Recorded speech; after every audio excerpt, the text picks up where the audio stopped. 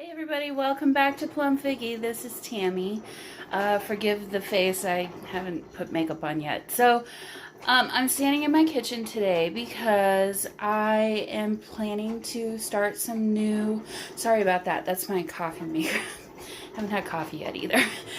So I'm starting some new tea-dyed papers, and I thought I would kind of show you my process, my new process. I'm not really using the oven anymore. I'm using the cooktop and my countertop. So let me turn the video around and let's get started. Okay, right. So I don't have a very large kitchen, so I can't back up very far. But as you can see, I'm using this is just a plastic. I thought it was gonna have a lace, like I'd be able to use it to make a lace design, but it's just plastic.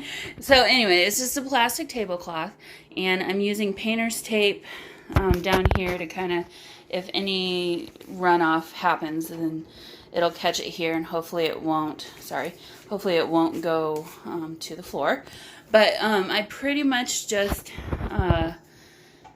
took the whole sheet, the whole plastic tablecloth, and here you can see I've used it a lot. There's a lot of staining back there, but I just used painter's tape, and this painter's tape has lasted, oh gosh, I've done this at least 10 to 15 times using the same painter's tape, so I just fold it up real careful. But then here you can see I've just laid out my first layer of papers that I'm gonna tea dye.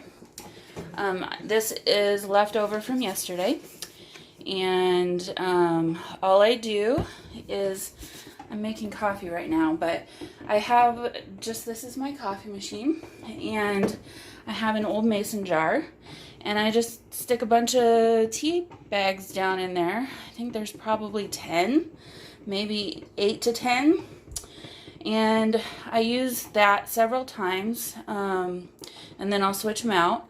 But I'll let that steep, and once that's not piping hot anymore, I'll put it into the bottle. But as you can see, it was too hot the first time, and my bottle is now kind of funny shaped. But pretty much what I like to do is, let me try and situate. Okay, so I kind of just start over here, and I'm gonna spray. So gotta get underneath there. Usually the coffee maker is not also going, and it's unplugged, so I'm just trying to be a little careful there. But I have less tea in here. If I had more tea, depending on how, and these bottles are perfect. I just got these from the Dollar Tree. And now it's not gonna, come on, there we go. Yeah, it's running out. I need to brew some more tea.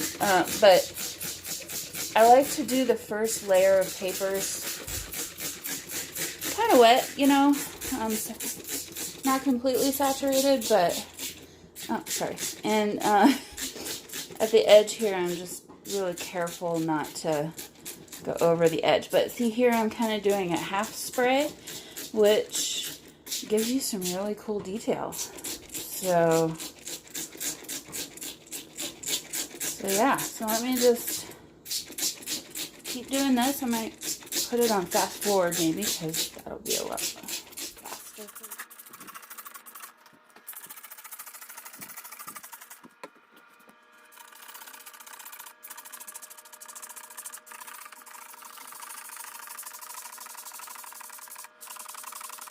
So here you can see I've got some nice pooling happening.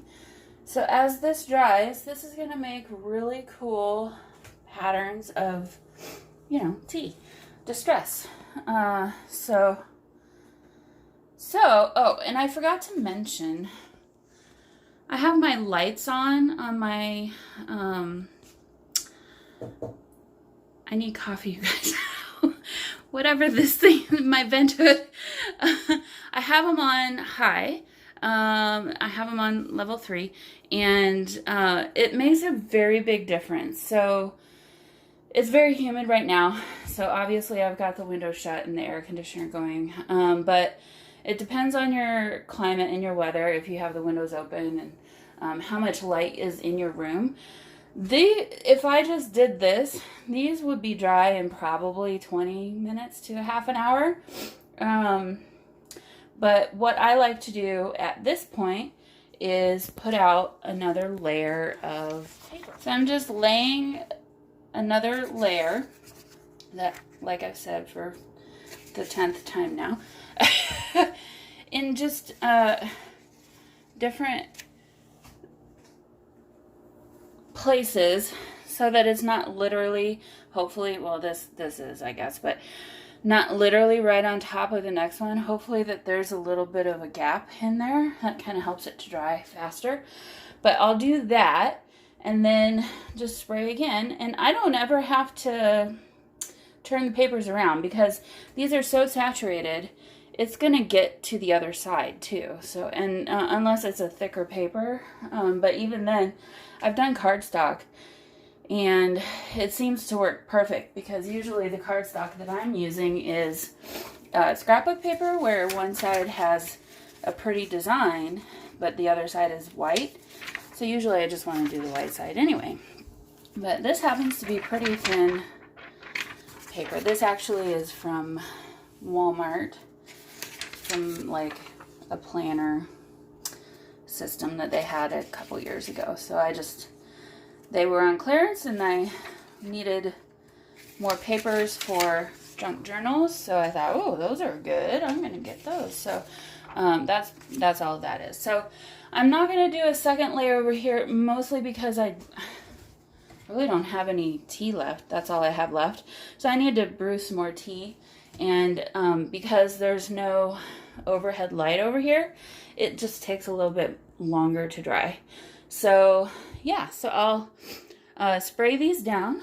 Actually, let me just do that now. Another thing I do sometimes is, like you just saw me just now, there's one of my hairs there. When you're all done, plunk your thing down and then you got a ring of tea.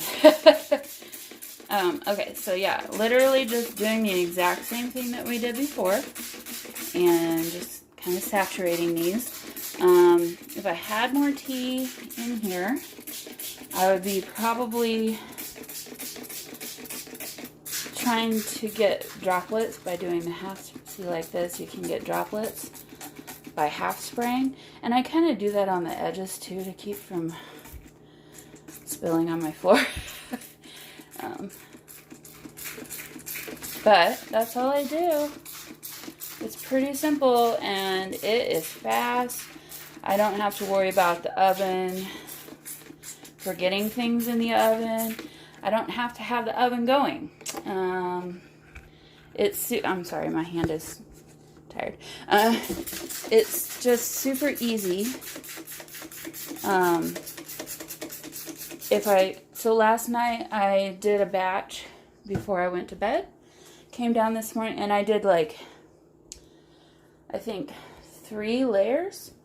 I came down this morning and they were all, some were still a little bit damp from over here. For whatever reason, this side over here just is, well, it's darker. But it was all dry, ready to go. So that's why I'm filming this morning. So once this is all dry, I will shoot the next part of this video, and that way you can see what it looks like next. All right. Okay, so it's been a few hours actually. I had a couple of meetings. I'm, working. So here's a look at where we are at the moment. These are pretty well dry, honestly. For some reason, some paper sticks to the plastic. These don't. Or they may still be a little bit damp. But yeah, sometimes papers stick to the plastic like these are. But as you can see, the back sides are very well stained as well as the front. And that's because this is a slightly, well, it's just coffee weight paper. It's not super heavy. And here's the back side of one of these. It's a little harder to, here, put it there. The lighting's not great in here, sorry about that. But let's take a look. I did see I accidentally got a couple sheets. I got a couple of sheets instead of just one over here. So this sometimes will happen. I don't know why. But the back side of this one must have soaked in whatever was on the top of this page. And the one that was on top of this one, they were stuck together. The back side, I guess, has a little bit of staining, but not a lot. So, I don't know. Overall, I'm fairly pleased. I really do hate it when this happens, though. But it's not very often. Like I said, it's just kind of depending on the type of paper that I'm using. Usually it's not an issue at all. And so here you can see this is just one sheet. And these are perfectly fine, not sticking at all. These are still a little bit damp. So I'll probably clear off the rest of the pages here. This one had a big puddle. But I want this one to completely finish drying, because what's going to be left is going to be a really cool design. So there you go, guys. Really fast, really simple way to dye some. So I thought I'd quickly show you some examples of paper that I've dyed. So this is from one of the older Michaels planners that I just have never used. So it's a little bit of a thicker paper. This one did have a little bit of a sticking problem. They kind of stuck together, but as you can see, we've got some really cool designs going. I did not do the back sides, so that's just bleed through. But as you can see, it's a little bit thicker of a paper, so it's not gonna bleed through as well for some reason on those types of papers.